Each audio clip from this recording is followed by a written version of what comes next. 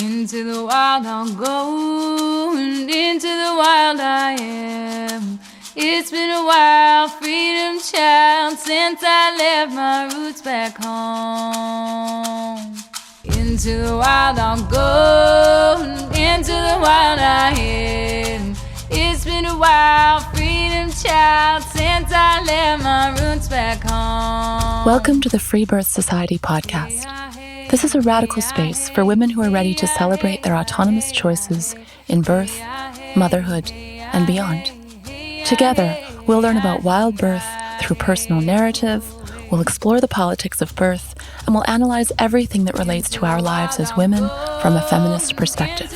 Here's your host, Emily Saldea. It's been a while, freedom child, since I left my roots back home.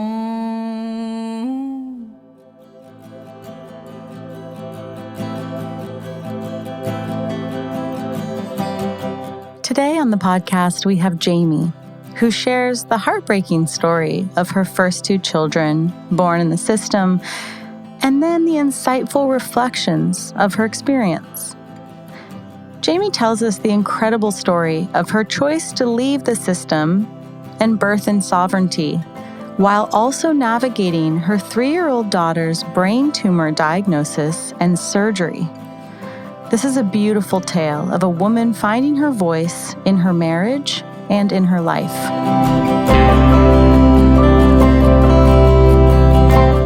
All right, welcome to the show, Jaime. I'm so excited to be doing this. Thank you. This is a long time coming, I feel like. Yeah, really. My sons have just turned a year, so it feels like, just a really great time to sort of close that loop.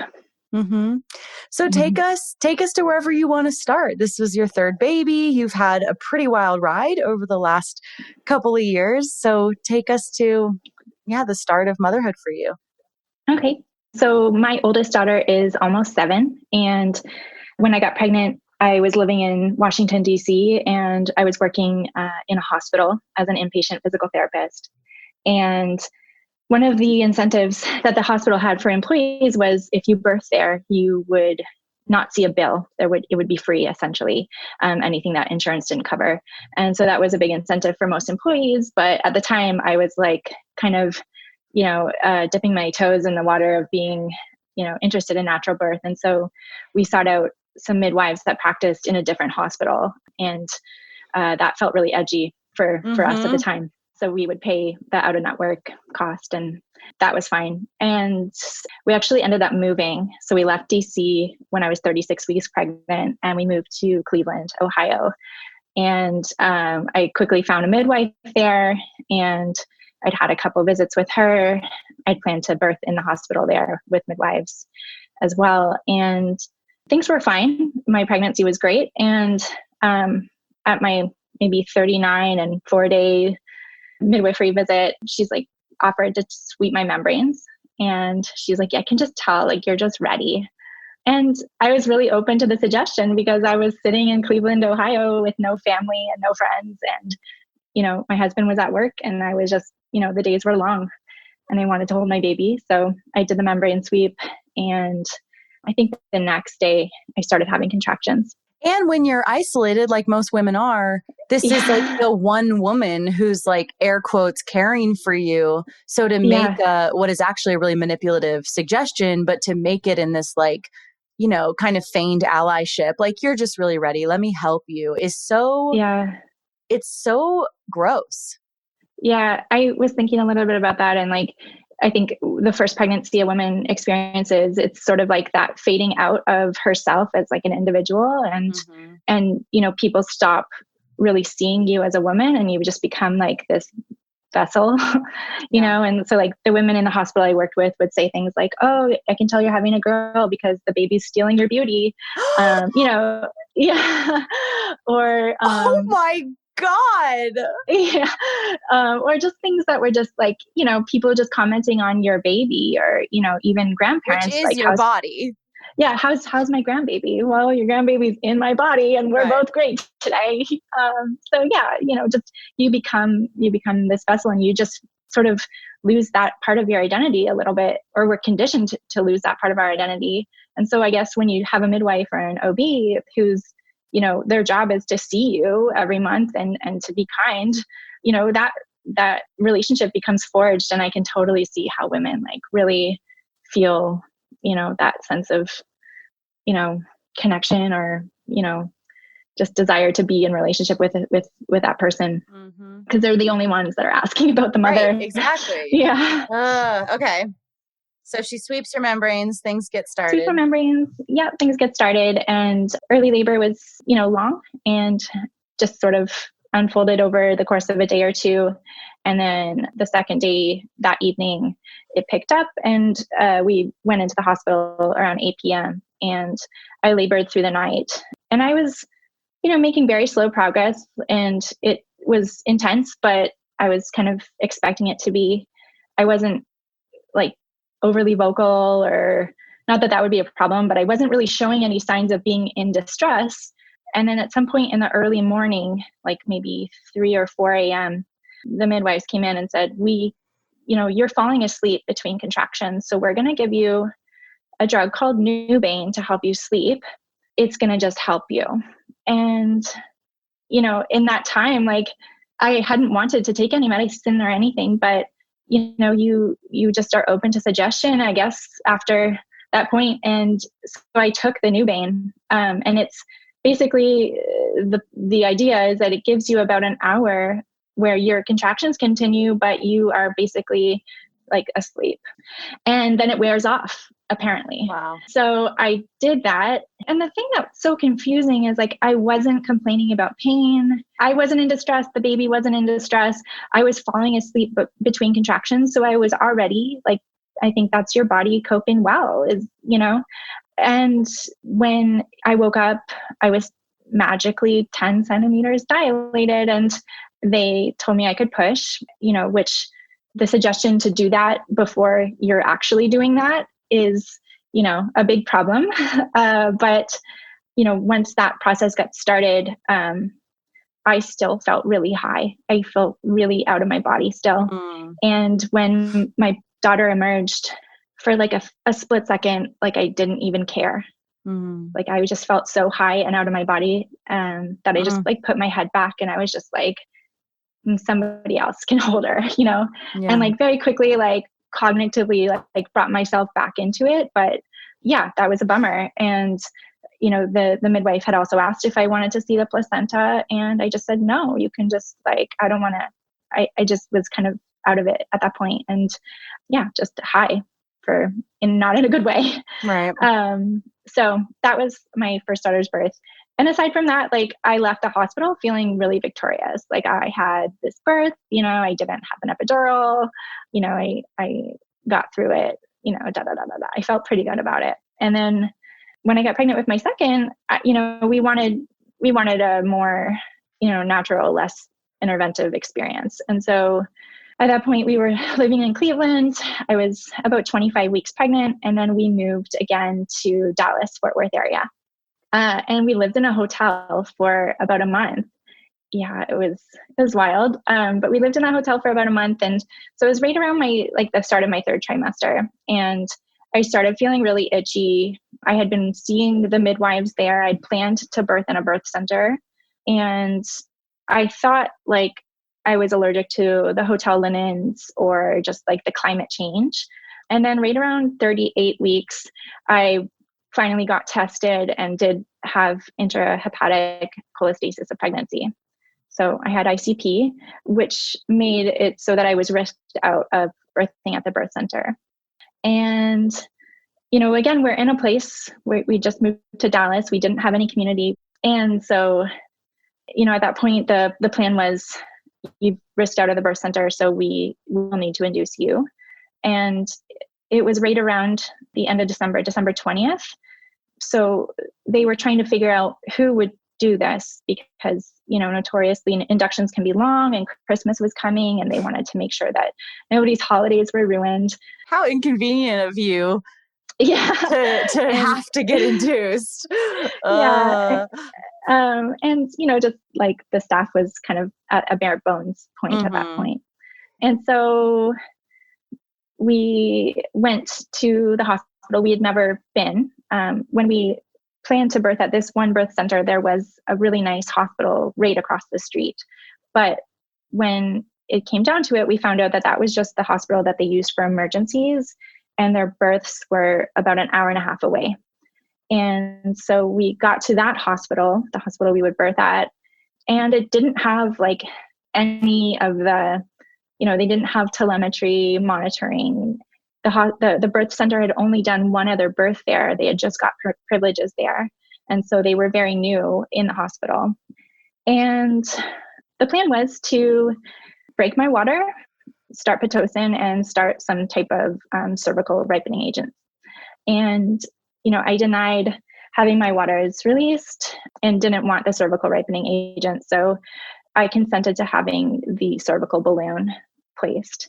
And, I think what I should really say at this point is the days leading up to finding out that I was going to have the induction were really, really challenging. I had a few, probably 3 membrane sweeps before that. So my cervix was pretty irritated. And, emotionally, like they kind of held this carrot in front of me that said, like, if you can go into labor on your own before your induction date, then you can birth in the birth center. And so I was doing all this stuff at home to try to do that, just jumping through all these hoops, my cervix was so irritated. I was doing like sex and nipple stimulation and clary sage and just all the things. And it just wasn't working. And I was like, the amount of fear that I had in my body at that time is actually hard to even explain. But for me, I just felt like it would be such a loss to have a C-section because my body wasn't given the time to do this process that somebody else had imposed that I do. And just that level of fear of once you step onto that hospital ride, it's hard to get off. And you kind of become, you become a patient. You become somebody who has to follow their set of guidelines and policies, or else there may be something that they can not necessarily do to you, but it just becomes an environment that isn't really that enjoyable to birth in. It becomes a hostile environment. And so when we got to the hospital, my husband and I, we checked in, we did all that. And then the midwife came to place the cervical balloon. It was in the evening. I think it was like 8 or 9 o'clock at night, and we were going to stay the night there. And so she got everything set up, and she began to insert a catheter to place the balloon. And I started hysterically laughing, like maniacally, hysterically laughing. And it was just so inappropriate and so out of character that I feel like anybody who had any like knowledge of trauma and, just women's health in general would have been like, hard stop. Yeah. Like, this is not normal. Let's take a break. But instead they just said, if we can't do this induction, then this will be counted against you as a failed induction. And, there's no opportunity to, do this again. Like this has to be done now. Oh my God. It was really manipulative and just really awful. And so she placed the cervical balloon. We stayed in the hospital that night, and, I did what I was instructed to do, which was walk around and try to use gravity to assist with the cervical balloon opening my cervix. And in hindsight, I don't think there's been a lot of long-term study on cervical balloons. I think a lot of people in the natural birth community are holding them up to be a really great intervention. Because they're not drugs, right? Because they're not drugs. Yeah. But you're basically like forcefully prying open 100%. The most sacred portal of your body. Yeah. And using like weight and gravity traction to do it. And so, and the drugs are coming. Yeah. You know, Just like becoming. like a Yeah. Foley balloon is this like illusion of a air quotes natural induction. But, Yeah. you know, the system's so totally non-transparent. Like women come in all the time being like, no, I don't want the Cytotec or I don't want the Cervidil. And they're like, okay, well, we have this like pretty hands-off thing. And it's like, oh, well, that sounds Mm-hmm. nice. Not knowing that that's not even really the induction yet. Like Pitocin Yeah. is the induction, you know, not to say that the other things are not. Obviously, it's all part of it, but Right. it's just pushing off the inevitable drugs. Yeah. Yeah. And so, you know, at whatever point that evening, the balloon came out, and, you know, then that morning around 9 a.m., they came to start the Pitocin. And yeah, I was a wreck. Like I was a wreck. I bet. And just, yeah, it's hard to even talk about now because it's just like, oh my gosh, like that level of fear. So they placed the Pitocin. Nothing happened for several hours. Around 3 or 3:30, they actually, I mean, the only humane thing that they really did at the hospital is they disconnected the Pitocin, and they recognized like your cells have been flooded with this for hours, and likely the receptor sites are blocked. And they gave me about 45 minutes off Pitocin to walk around, and I actually went outside and just collect myself, and then they started it again. And then that essentially is allowing the Pitocin to come to its half-life, which would, you know, make the body more receptive to more Pitocin. And so, you know, after they hooked me back up, then that's generous that you call that humane. Yeah. And I mean, it was just like, I mean, instead, I guess the alternative would be just for them to keep ratcheting it up, which I know a lot of people do. And then baby ends up in distress, and then it's, you know, the quick C-section. I do feel like that was a humane alternative, but yeah, I mean, again, I think you've talked about this so many times, is it's like, it's scraps, you know, we're just happy to receive scraps. Yeah. So they started to back up, and then I began having contractions, and I dilated really quickly. I think they started it back at 3:45, and I was complete around 6. And at that point, it was shift change, and the midwife that had been with me all day needed to leave, and the other midwife came on shift, and she was pissed. She was angry that I was still there. She came directly off of a cruise ship from like a family vacation.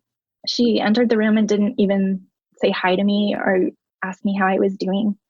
And with her, a new labor and delivery nurse came on. And so the midwife that started was the owner of the birth center. And the nurse that came on was an older nurse who had been working in labor and delivery for some time at that hospital. But she continuously commented, "I've never seen an unmedicated birth before." And so, you know, she's chatting and asking questions. And but also, she's not seeing an unmedicated birth. Like you're getting blasted with Pitocin.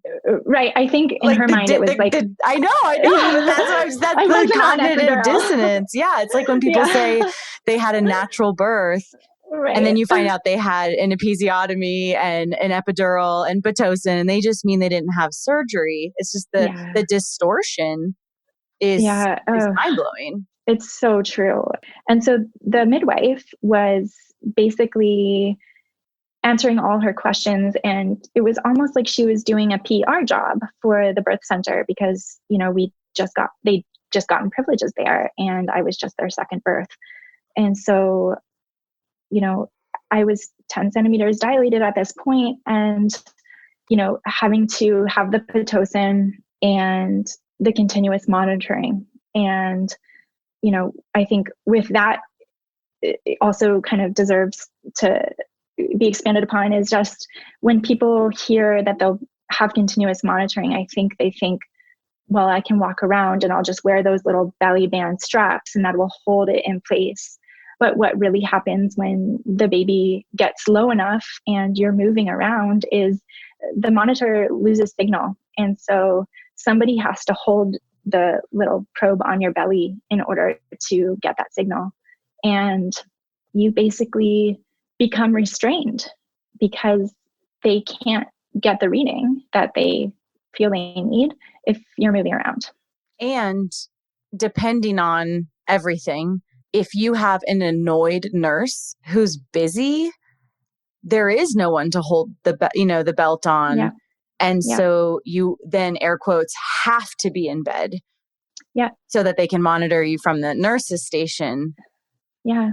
Yeah. So my baby was in a position where they had basically had to be holding it right over my pubic area, really low, like right above the pubic bone. And it just, like, the band can't hold that low, like it just wasn't working. And yeah. And so she was basically holding it in place and standing over the one side of my bed and having a full conversation with my midwife. And, I just, at one point, like, I am usually, I've talked a little bit about this with some friends, but, I had, I grew up in a home that had, some violence and abuse. And one of the ways that people who have been abused can stay safe is by endearing themselves to, like, the authority figure or their abusers, right? So, I always tend to be the person who wants to, have the teacher like them or have my midwife like me, because that, I know, is a strategy that would keep me safe. So for somebody like me, or somebody who's been in that position, to speak out and say, please stop talking right now. Mm-hmm. It's really distracting. It's too much, is a big risk and feels really scary. But I did. And my midwife basically just said, we need to, ensure that we have a good relationship with this hospital. It's really important to us. Wow, there comes the fucking honesty. Like, sweetheart, this is not about you. This is about my job, my business. Yeah, and I was just like, oh my God. And so, at this point, I was 10 centimeters. I was instructed to push, and I didn't really have an urge to push. So I was sort of going through the motions. The doctor, the OBGYN who was overseeing the midwives, was in and out, just sort of like, looking at the clock. And at one point, the midwife said to me, "Your baby's not being born because you're not trying hard enough." And then she took both of her hands and put them inside my vagina and left them inside, and began pushing down on the floor of my vagina. And I screamed out, like, "Get your fucking hands out of me. You're hurting me." And my midwife, or my doula, didn't do anything, and my husband didn't do anything, and the nurse didn't do anything. And she just kept them there. And I just had to leave my body, like I was pushing my baby out. It was going on 4 hours of pushing at that point. And I know that I was running out of time, their timeline to, what was an acceptable amount of time for me to be pushing. And so, yeah, I couldn't do anything else. And I just kind of left my body and just, focused on the work that I had to do. And, yeah, that really sucked. So my baby was born. It was a really tough labor for me, but, once she was in my arms, my focus was just on her completely. And, I feel really lucky that, we both got through that, with just what we came through with, because I know it could have been worse. It was really bad, but it could have been a lot worse. So yeah, that was her birth. And then you've talked about this a lot, but kind of shortly after she was born, I jumped into a doula certification training. And one of the first assignments was to use use your own birth experience and sort of process it. And so, I shared the part about, me screaming out that I was in pain and asking the midwife to remove her hands. And I said, my doula didn't do anything. And my instructor's response back was, "Do you think that your doula was supposed to be an advocate for you? That's not a doula's job." And so, yeah, I had to like revise the assignment, and then I couldn't. So I quit the training. Um, so yeah, yeah. So, I think that it took us a lot of work together, my husband and I, to work through that, specifically, me processing what had happened, and, just healing from birth, and then healing from the trauma of birth. And did you feel, like, I'm curious of how it affected your relationship to him? Yeah, right. Yeah. It really took me a long time to be able to touch that part of my pain. And so there was, there was a 3.5-year gap between my second and my third. And it wasn't actually, I conceived Zev, my third, in October. And that December, I went to a training with Rochelle for Innate Traditions. She held a circle during part of the training and opened the circle to anybody who wanted to share about their birth and just any parts that needed to be healed. And I think at that point, it had been quite a bit of time.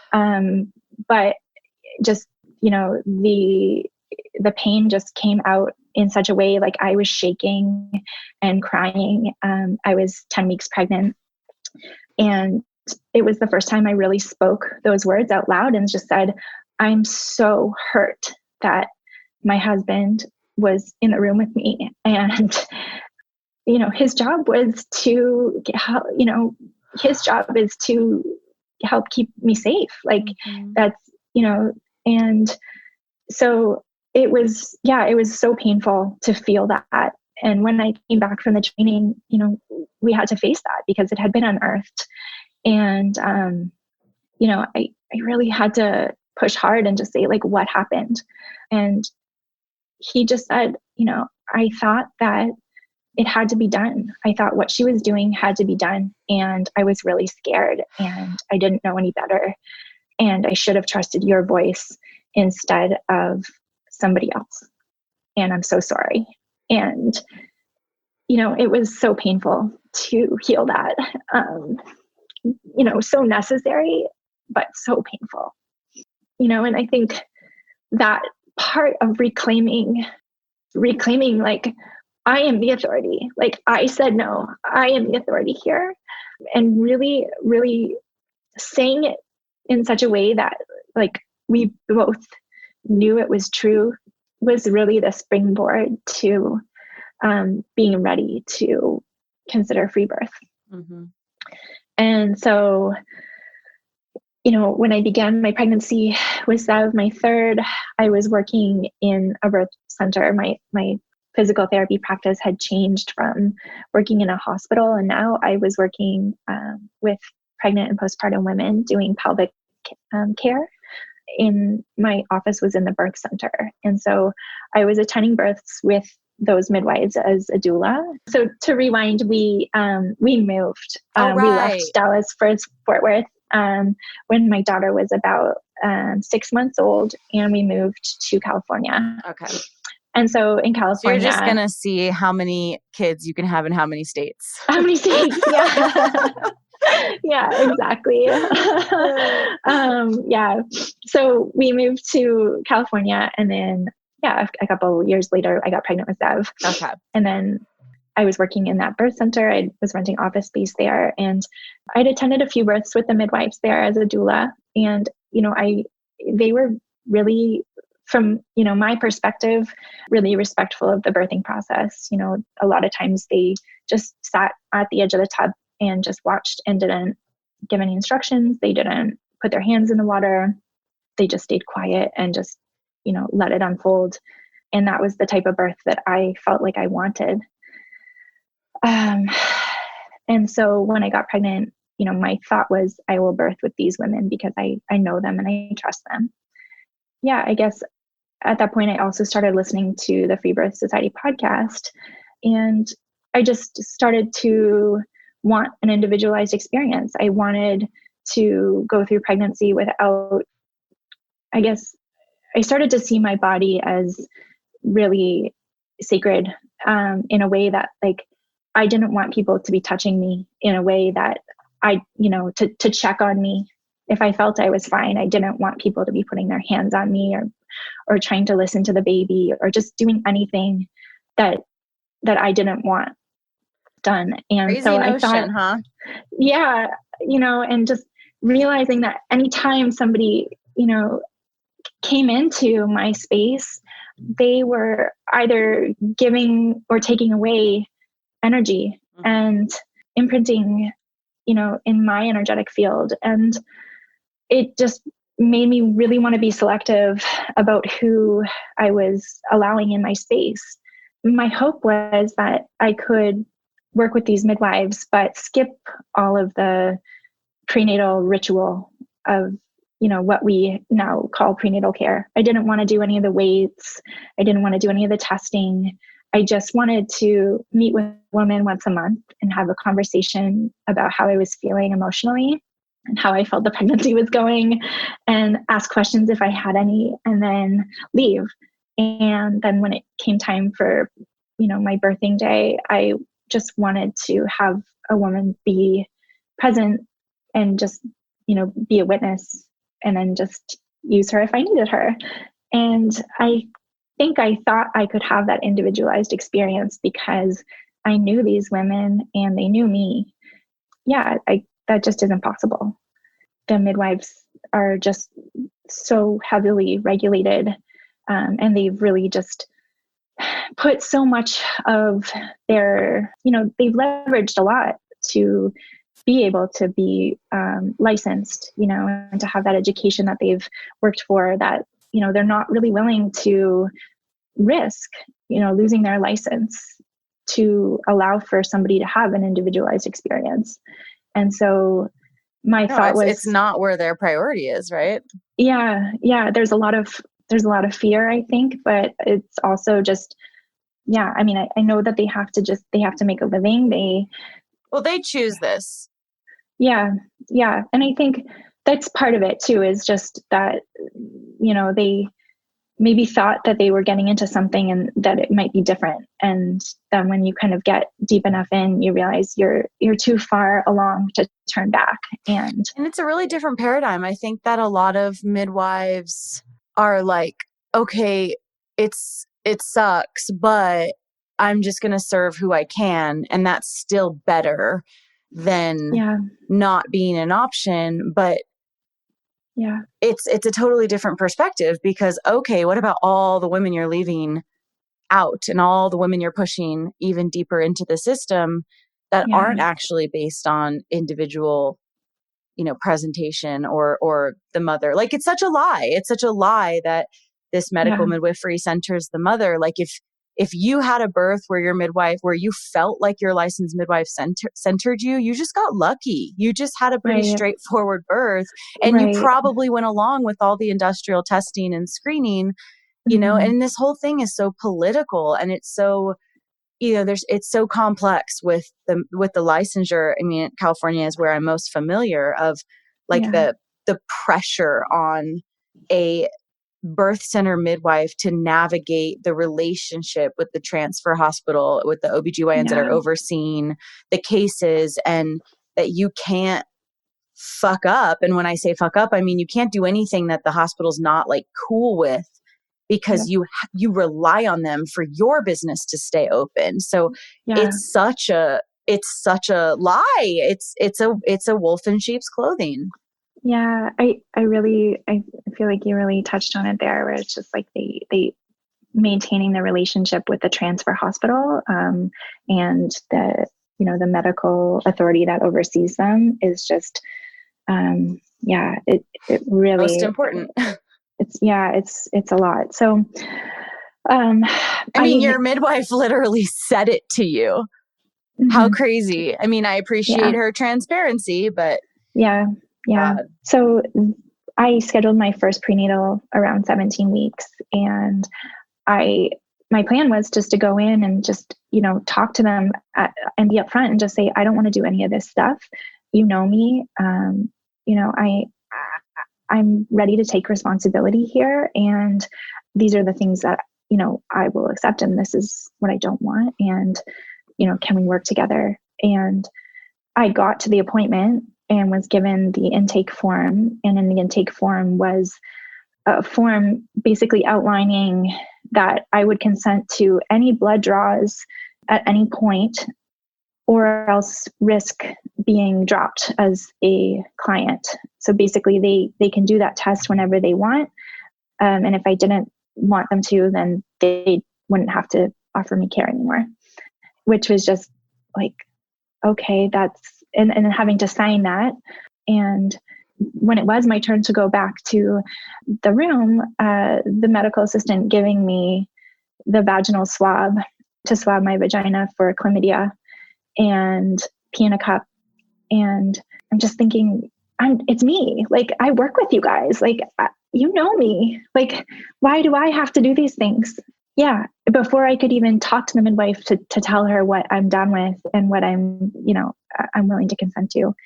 And so that first visit, I really wanted to just see, to talk about it, because I had come from my previous pregnancy, which was a high risk pregnancy, quote unquote, with the ICP. And there was a lot of fear still that would repeat and that I would have another experience with that in this third pregnancy.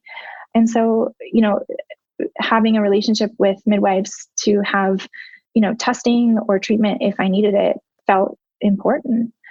And it just felt really violating to have to sign away some of my rights and autonomy just to be able to get into the door to see this woman. And so, yeah, the appointment was pretty straightforward. I think basically what I said at that point was just I just basically, I want to birth, I want to labor at home and basically just show up here when I'm pushing. And I don't even want to come to any prenatal appointments, that I don't have to come to. And if I have some concerns about ICP, I would love to have your support if I need support around that. And yeah, it just kind of became clear that wasn't going to be possible. The midwife that I saw was actually really amazing. She said, Jaime, you don't need to treat your body as if it is that you have to be concerned about it now when you're not even having symptoms. You don't need to act like that's going to happen again.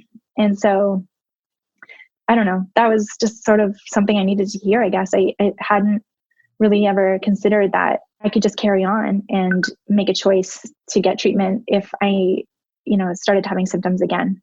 And so when she said that, I was like, oh yeah, that duh, of course. And so we left that appointment. And I think in between that appointment and the next appointment, we basically had just decided this is not going to work. And, I don't want to be going to appointments. I don't want people to be touching me. I don't want to have to, be constantly in a state of explaining my choices. I just want to do this alone and, just in a way that really felt good. Well, you didn't want to do it alone. You wanted to do it with beautiful sisters, but that wasn't available. Right. Right. Right. And yeah, and I guess I thought that I could be the exception because they knew me, which is just, I mean, it's naive, I guess. So, I came to the next appointment and I basically we told her that we were going to just have a home birth, and we didn't feel the need to explain any further, that it was not going to be attended by anybody else. And really, I wouldn't have felt comfortable telling them anyways, because, I wanted at that point, I wanted to be protecting my own energetic space and just didn't want to hold anybody else's fear. So we went to that next appointment and then we didn't go back. And and then just pregnancy was really beautiful. So my pregnancy just became really beautiful and really enjoyable. I decided that I was going to close my physical therapy practice at the birth center, just because by nature of that work, I was being exposed to a lot of other women's stories about their birth injuries. And I just kind of knew that it was time to make space for myself, and that it wasn't probably that great to be holding those stories as I was preparing to birth again. And so, yeah, right around the time where I closed my practice and just sort of started to shift my energy towards caring for myself, and nourishing this pregnancy, my second daughter, Lizzie, started having neurological symptoms. And so I think like they started out just, she would lose her balance and start vomiting. And it was always sort of tied to her having like a virus. So the first couple of times it happened, I took her to the emergency room because she couldn't stand and was throwing up. And they sent us home. They just said it was viral. Don't worry about it. The next day, the same thing. And then a month later, another episode. So, I had taken her in three times, and each time it was basically a doctor just telling me like, no, this is fine. Like I know you read some stuff on Google, but this is normal for children. And, just that sense of like I knew something was wrong. Just want to go normal. Right. I mean, honestly though, Emily, like nothing would have prepared me for the amount of gaslighting I would receive as a mother. Oh my God. Just people not believing mothers. Nothing would have prepared me for this. But so that her symptom started in December, and April, after 4 hospital, like emergency room visits and doctor's visits, I finally took her back, and I said, I'm not leaving. There's something wrong. I know there's something wrong. And so they finally did a workup, and she had a brain tumor. And they admitted her to the hospital. They did a brain biopsy. We were there for a week, and I wanted, this was April, I wanted to fall apart, and I wanted to, just fall apart, but I didn't. And instead, I found some strength to create some boundaries for myself that, my husband's going to need to stay with her overnight, and I'm going to need to go home and rest. And right, because you're pregnant during the entire journey of this. I'm pregnant and really just in my 3rd trimester, very pregnant. And, needing to just recognize that like we were in the system, we were interacting with doctors and, neurosurgeons and neuro-oncologists, and just doing all these things. And then recognizing that, my pregnancy was separate, and that, my daughter Lizzie was sick, but I was well, and I was in a state of health, and really getting clear on that differentiation was sort of the only way that I could go forward. And so, yeah, we got the diagnosis. We decided to take a trip to Mexico to celebrate just our health and our lives. We came back. She had brain surgery May 20th. And when she was discharged, she was completely dependent. She was 3.5. She needed to be carried. She couldn't walk. She couldn't sit upright. She couldn't go to the bathroom by herself. Just completely dependent. And how pregnant are you at this point? So this was May 20th. And I gave birth about 8 weeks later. Oh my gosh. Yeah. So it was just so much, but, yeah, that's the only way through it is just to keep going. Right. So yeah, we leaned into our community, and they really showed up for us, and, took really good care of us, brought us meals, and, entertained my older daughter, and just gave us the space that we needed to help Lizzie heal. And she recovered so beautifully. She's just so resilient and so strong. Thank God. Yeah. Yeah. And then, July, my birthing month came around, and she was mostly back to, her pre-surgery, level of function. And, Zev's birth was just so amazing. The rest of my pregnancy, I just felt so healthy and so grateful. Like we had just been through hell, and it really put things into perspective just on how grateful and precious life was. Grateful we were and precious life was. And so, yeah, July came around and we had some friends who were road tripping from Canada. I was an athlete growing up. I was an internationally ranked ski racer. And my ski coach growing up in Canada was coming through this way on a road trip and asked if they could stay with us. And I really wanted to see them. And it was like right around the 4th of July. And of course, come stay with us. We've got the space. And so him and his partner and his partner's teenage daughter and then their dog all came to stay with us. I think they got here on the 5th of July. And we went to the beach, we went to the pool, we, did whatever. And I was just feeling great. Like it never occurred to me to like not have them come because, I guess maybe a little bit of denial, but it just never occurred to me. So on the night of the 7th, my husband and I went to bed and we were sleeping. And then around 1:30 in the morning, my husband got up and went down to the kitchen and started making some tea for me and brought it upstairs and woke me up to give it to me. And he's like, here. I was like, what's this? He's like, well, you're like moaning and having like, I think you're having contractions. I think. And I'm like, what are you talking about? Like, I was kind of angry that he woke me up, That's cute.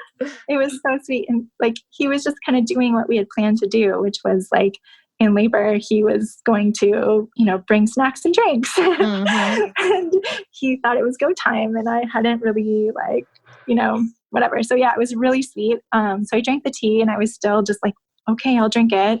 And we laid back down. And then I did start noticing that I was having urges, kind of rhythmically, and that they were intensifying. And around 3:30, I think my waters opened. And at that point, we just got out of the bed and my husband went to the kitchen and just started making some food. And I just started entering that labor land. And it was just, oh my gosh, like compared to my previous experience, it was just like actually the most beautiful thing that's ever happened to me. I had some women that, I had planned to call and invite over for support and just witnessing. But as it was unfolding, like I loved being alone. I loved it just being my husband and I. And I felt so connected to what was happening and just so good. And I remember just, a wave washing over me. And I think mostly I just labored in sort of like that Wonder Woman pose and just feeling like the power like roll down from above, down onto my body and then, down through my feet and just like that power. Wow. Like I'm so glad I experienced that in my life. So grateful to have felt birth in that way. And yeah, it was quick and it was brief. His birth was just a couple hours. And, I think I maybe labored for about an hour and a half. And then around 5:30 or, 5:45 or something, I think I got into the tub. And it was just starting to get light out and everybody was still sleeping. And about 20 minutes later, Zab was born. And, at one point I reached my hand down into my vagina and I could feel his head. And I'd never done that before in any of my labors. I'd never put my hand on my vulva or in my vagina and just connected with myself and the baby in that way. Well, no, not with everyone like staring at you and being all up in it. Right. And honestly, like one of the things and I haven't heard anybody ever talk about this, but one of the ways that I felt most alleviated that sensation of like burning as the baby, came close to emerging. One of the things that felt really good was just rubbing my hand back and forth over my labia, in between the surges. And just that immediately brought comfort and took that stinging sensation away. And nobody had ever told me that. And I'd done doula training and I'd been to births, and we're not allowed to talk about touching our vaginas. We're not allowed to. Yeah. And when everybody's around, you're not going to do it. Yeah, exactly. But yeah, like it took the pain away from me, and it felt so good. And, it's so effective, so simple. And, and he emerged really quickly. There was just a few really strong surges, maybe a handful, 4 or 5, and he came out. And I think the first surge brought his head through to his shoulders, and I could feel that there was a cord around his neck, but his shoulders were born. So I didn't feel any rush. I just felt at ease to just let the next sensation come and birth the rest of his body. And then once he was fully out, I just unwrapped the cord from him and brought him up. And it was just so beautiful. My husband was just like, his response, was just one of the most beautiful things in our marriage. Just like, you did it. I'm so proud of you. And Zev needed, or I don't know if he needed, but I had the sense that I should give him a few breaths, and I did. And that just felt so... Your husband or the baby? Both of us. Yeah, no, the baby. So yeah, I put my mouth on him and sucked out a little bit of the mucus, and then gave him a few puffs of air. And and then sent my husband to go get our daughters. And, everybody had stayed sleeping. And the only thing that I found out after the fact is that my husband had been in and out of the room, and he'd seen Nigel, my ski coach, our house guest, getting up early and taking the dog out and stuff like that. And Josh saw him and looked him in the eye and said, "The baby's coming soon." And Nigel didn't know what he was talking about. He just thought that he meant Jamie's close to her due date. And we hadn't talked to our friends about our birth plans because, we just had kept that really private. And so we saw each other once more before Zeb was born, and Josh was like, "No, the baby's coming imminently." And our house guests we're just oh, we had no idea, So I mean, I think what I love so much about this story is just this teenage girl woke up in this house, we had just really met her, and then this woman had her baby. Hell yeah. And just birth just happens. Life goes on, So yeah, I think that's just a funny part of the story. But yeah, I got out of the tub. We cuddled in bed for a little bit. I think I latched Zev and breastfed him a little bit. And then I could just tell that the placenta was ready to be born. So I tried to stand up on the side of the bed and sort of do that Captain Morgan thing. And I just couldn't really feel like I had a good connection that way. So I went to the toilet and birthed it into my hand, and then put it into a bowl and brought it over to the bed, and we just stayed there for several hours. And yeah, just really, I think just not being interrupted in that time was really one of my most cherished memories about that, because in the hospital births that I'd had previously, there's just so many things. We just have to take your blood pressure. We just have to take the baby's vitals. We just have to do this. We just have to do that. And just to be able to just integrate in such a sacred way, there is no comparison. It was just so beautiful. And then, yeah, just part of our birth prep was just that my husband was going to, just provide his support in a way that allowed me to stay in bed and rest. And so, yeah, I was able to just stay in bed with Zev for the next 6 weeks. And, nice. yeah, I'm just so grateful for that time. And yeah, I would love to birth again. I don't think we'll have another, but I would love to birth again just to experience that power. Mm-hmm. Yeah. What a freaking ride. Yeah. I know. Yeah. It was.